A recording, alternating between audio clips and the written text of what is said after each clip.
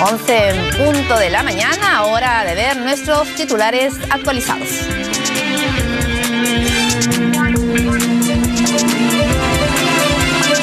Presidenta del Consejo de Ministros, Ana Jara, dialogará esta tarde con la bancada de Unión Regional con miras a lograr que apoyen el voto de confianza a su gabinete. Pleno del Congreso aprobará hoy la conformación de las comisiones 2014-2015. La Comisión de Fiscalización continuará encabezada por Solidaridad Nacional. Aeropuerto Internacional Jorge Chávez se encuentra en alerta ante posible llegada de personas con el virus del ébola. Médicos evalúan a pasajeros que llegan del extranjero y se brinda capacitación. Garantizan el acceso para Mistura 2014. La Municipalidad de Lima se comprometió en dar fluidez a los asistentes al evento y que no existan problemas por la obra que se realiza en la Costa Verde. En Brasil, una avioneta se estrelló en una zona residencial en Santos, Sao Paulo. Se teme que haya víctimas mortales.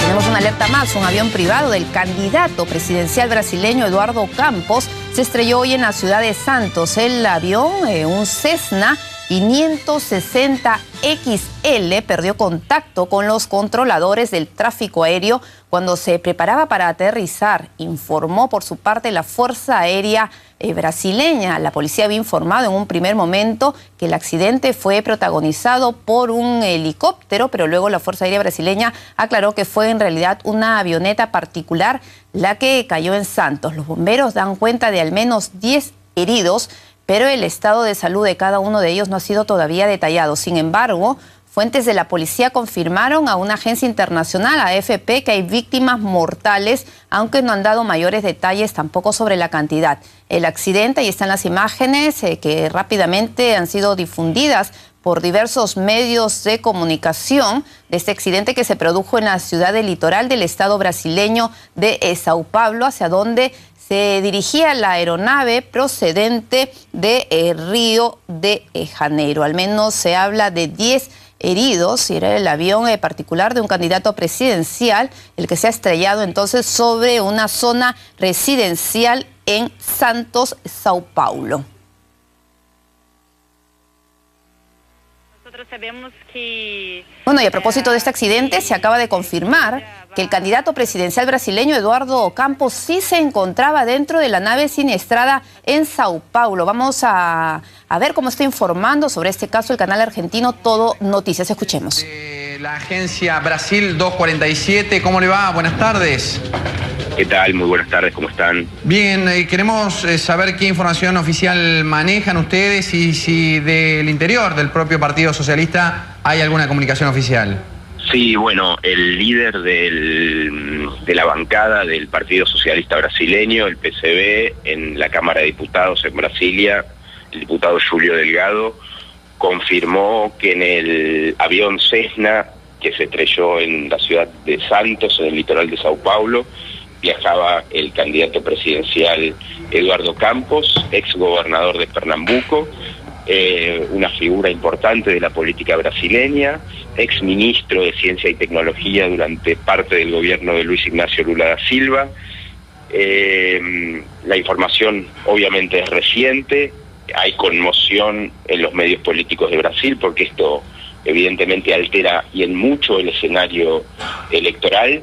Y todavía, de todas maneras, si bien está la confirmación del partido, en fin, los peritos, bomberos que están trabajando en la ciudad de Santos no brindaron información sobre la identidad de los fallecidos en el accidente aéreo. Claro, nosotros recién le preguntamos a otra colega nuestra respecto ahí en Brasil, respecto de la posibilidad de que hubiera más muertos, más allá de los muertos que iban en el avión acompañando al candidato a presidente, porque sabemos que cayó en una zona residencial cerca de un gimnasio. Aparentemente cayó en un gimnasio, aparentemente digo porque tampoco hay información fidedigna sobre esto. La aeronáutica, la Fuerza Aérea Brasileña confirmó que el avión había despegado del aeropuerto de Santos Dumont, en Río de Janeiro, es el aeropuerto de vuelos domésticos de Río, que está muy cerca del centro de la ciudad. se dirigía hacia el aeropuerto de Guarujá, también en el litoral de Sao Paulo, y el candidato presidencial Eduardo Campos iba a cumplir justamente en la ciudad de Santos con actividades proselitistas, iba a brindar una conferencia de prensa, iba a recorrer algunas calles de la ciudad, y además de la información que brindó el líder en la Cámara de Diputados, Júlio Delgado, hay relatos de colegas en Brasilia que vieron a la madre de Eduardo Campos, que es ministra en un tribunal de contralor del Estado brasileño, justamente en la capital del país, salir obviamente conmocionada de su despacho en la mañana de hoy cuando fue informada sobre el accidente. Bueno, este accidente ocurrió ya hace 3 horas prácticamente, quizás un poquito menos todavía. Por parte de la presidenta de Brasil, ¿no hubo ninguna comunicación? Bueno, esto fue muy reciente, sí. Todavía, como si bien está la información que brindó el diputado federal Júlio Delgado del PCB, no hay una confirmación oficial.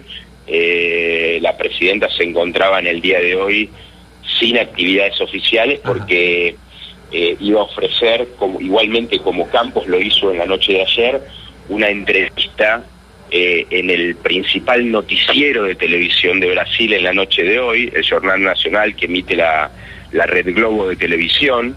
La presidenta Dilma Rousseff se encontraba justamente preparando su participación en el noticiero de mayor audiencia de la televisión brasileña, al que los principales candidatos, sus principales rivales en la elección del presidencial del 5 de octubre, justamente Eduardo Campos y Aécio Neves, habían concurrido esta semana.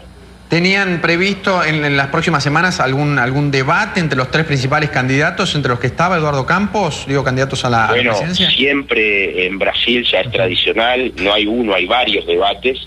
Lo que ocurre es que la campaña electoral va tomando fuerza, va tomando impulso. Recién el 19 de agosto comienza lo que se llama en Brasil el horario electoral, con las propagandas partidarias de las agrupaciones. Ya la semana que viene. En radio, claro, radio y televisión en todo el país, y luego sí, ya iban a comenzar los debates, como siempre se hacen en Brasil, entre los principales candidatos a la presidencia del país, tanto en primera como en segunda vuelta. Eduardo Campos tenía, según las últimas encuestas, alrededor de entre 8 y 9% de las preferencias de los electores. ¿Y con qué tendencia? Lo que ocurre es que su desaparición física altera completamente el mapa. Claro. Hay que ver, legalmente entiendo que hay un plazo de 10 días para que el Partido Socialista brasileño defina quién sería su candidato presidencial. Todo indica que va a ser la compañera de fórmula de Eduardo Campos, Marina Silva, una figura importante en Brasil que cosechó 20 millones de votos en la elección pasada, la del 2010, fue ministra de Medio Ambiente en el gobierno de Luis Ignacio Lula da Silva, fue senadora, es respetada, tiene un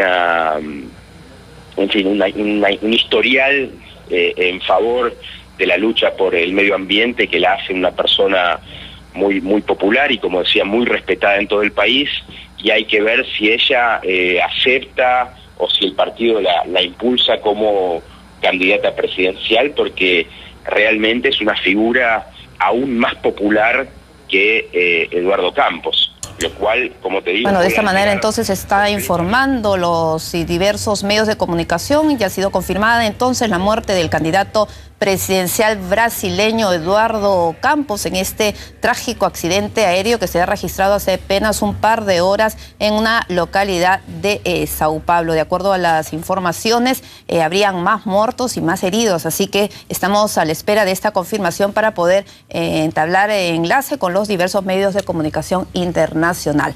Y ahora vamos a regresar a nuestro país. En total, son 124 candidatos vinculados al narcotráfico que buscan participar en los próximos comicios electorales. 124. La lista, que se mantiene en total reserva, la entregó el ministro del Interior, Daniel Urresti, al Jurado Nacional de Elecciones. Más de un centenar de candidatos que ostentan un cargo público a nivel nacional han sido o están en procesos de investigación por delitos ligados al tráfico ilícito de drogas. Allí figuran 124 nombres de candidatos a las elecciones municipales y regionales, los cuales permanecen con carácter referencial, pues existe además una ley de protección de datos personales. Sin embargo, en paralelo, existen otras listas de recopilación a este tipo de postulantes, como la que ha elaborado el periodista de ATV+, Marcos Cifuentes, en donde se da a conocer hasta 13 candidatos ligados a esta clase de ilícitos. Pertenecen a partidos nacionales, a movimientos regionales. Hay una persona que ha sido narcoindultada por Alan García en la época de narcoindultos. Hay otra persona que también fue indultada por Alejandro Toledo, hay que decir. Otra lista es la elaborada por el Poder Judicial, basada en los antecedentes de cada candidato. Hay otra lista que nosotros hemos publicado, que es de los candidatos que voluntariamente en su hoja de vida declararon: sí, nosotros hemos sido condenados por narcotráfico. Esos son 13 personas.